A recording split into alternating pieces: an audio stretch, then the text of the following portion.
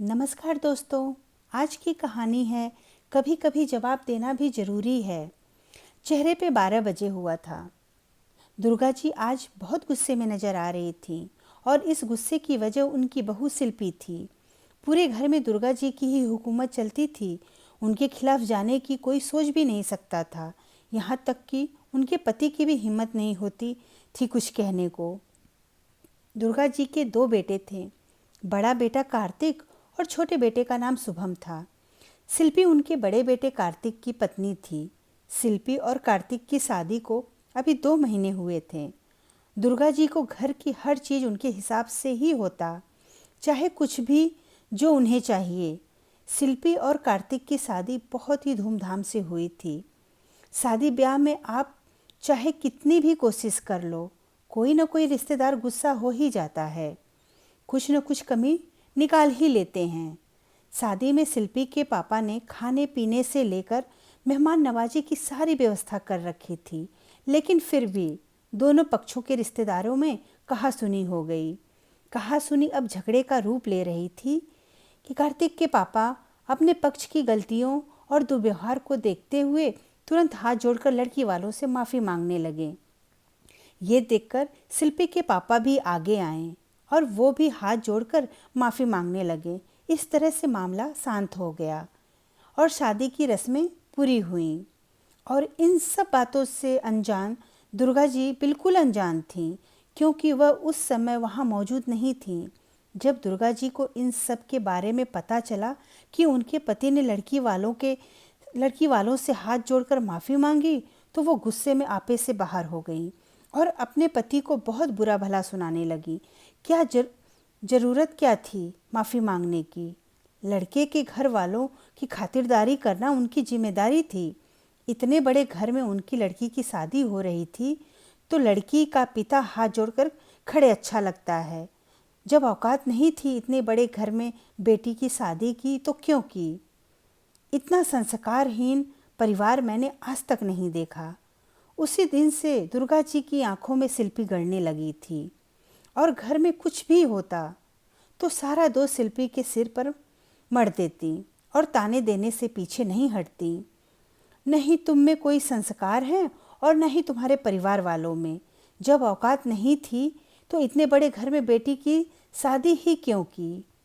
अपनी सास के मुंह से ऐसी बातें सुनकर शिल्पी को बहुत बुरा लगता, लेकिन नई नई दुल्हन बनी अभी जवाब देना उचित नहीं समझा और चुपचाप अपने कमरे में चली गई। कार्तिक शिल्पी को बहुत प्यार करता था। वो समझाते हुए कहता, माँ की बातों को दिल पर ना लो, मैं उनसे बात करूँगा। वहीं दूसरी तरफ शिल्पी के ससुर और देवर बहुत खुश थे शिल्पी के आने से। ससुर जी शिल्पी को बेटी की तरह मान देते थे और देवर भी खूब इज्जत करता था भाभी का। पर उसकी सासू माँ दुर्गा जी तो शिल्पी के हर काम में गलती खोजती रहती। एक दिन कार्तिक हिम्मत करके बोल ही दिया, मम्मी, शिल्पी अब आपकी बहू है, मेरी पत्नी है। शादी ब्याह में जो भी कुछ हुआ उसमें सारी गलती हमारी तरफ से थी। उनके अरेंजमेंट में कोई कमी नहीं थी और वो बात भी बहुत पुरानी हो गई है। हर बात पर शिल्पी को ताने देना तो बिल्कुल गलत है। वो अब इस घर की हिस्सा है। कार्तिक से ऐसा सुनकर दुर्गा जी का पारा एकदम हाई हो गया और गुस्से में बोली, अभी शादी को कुछ महीने ही हुए हैं और तुम अपनी पत्नी की वकालत करने आ गए हो। एक बात कान खोल कर सुन लो, इस घर में रहना है तो मेरे हिसाब से रहना पड़ेगा। और हाँ, तुम मेरे बाप बनने की कोशिश दोबारा मत करना। दुर्गा जी को समझाना मतलब दीवार पर सिर मारने के बराबर था। 2 दिन के बाद दुर्गा जी शिल्पी से कहती हैं कि कल घर में मेरी कुछ सहेलियां आएंगी, छोटी सी पार्टी रखी है, सब अच्छे से अरेंज करना और तुम भी अच्छे से तैयार हो जाना। दूसरे दिन शिल्पी खाने पीने से लेकर सारी चीज़ों का अरेंजमेंट बहुत ही अच्छी तरह से किया। हर बात का ख्याल रखी जो उसकी सासू माँ को पसंद था। पार्टी शुरू हुई। दुर्गा जी की सहेलियाँ शिल्पी की बहुत तारीफ कर रही थीं। सज धज कर शिल्पी बहुत ही खूबसूरत लग रही थी। शिल्पी ने अपनी सास की दी हुई नेकलेस सेट पहनी हुई थी। शादी के बाद शिल्पी की पहली पार्टी थी। वो हीरो का नेकलेस शिल्पी की सुंदरता को और निखार रहा था। तभी एक सहेली ने कहा, बहुत ही सुंदर नेकलेस है, कहाँ से लिया? मुझे भी ऐसे ही एक सेट लेनी है। शिल्पी कुछ कहती उससे पहले ही दुर्गा जी बोली, ये नेकलेस मैंने ही दिए थे शगुन के तौर पर। इसके माँ बाप की इतनी हैसियत कहाँ, सोना खरीदने की तो औकात नहीं, हीरो तो बहुत दूर की बात है। सास की बातों से शिल्पी के दिल को बहुत ठेस पहुंची, पर वो उस वक्त शांत रही। आज तक शिल्पी अपनी सास को कोई जवाब नहीं देती, चाहे वो कितना ही कुछ क्यों ना कहती थी। पर आज वो पार्टी खत्म होने का इंतजार करने लगी। शिल्पी ने मन बना लिया था, आज चाहे जो भी हो जाए वो सास को उनकी ही भाषा में सबक सिखाएगी। पार्टी के खत्म होते ही शिल्पी बोली, आपको जो भी कुछ कहना है मुझसे कहिए, मेरे माता पिता को नहीं। आप हर बात औकात की क्या बात करती हैं? उनकी औकात और संस्कार आपसे बहुत ज़्यादा है। आपके यही संस्कार हैं कि सबके सामने अपनी बहू का तमाशा बनाना, उसकी बेइज्जती करना। मैं भी चाहती तो उस वक्त सबके सामने आपको बहुत कुछ कह सकती थी, पर मेरे ये संस्कार ही थे जो मैं चुप रही। आप संस्कार की बात करती हैं, जो अपने पति की इज्जत नहीं करती, ना अपने बच्चों की भावनाओं की कद्र।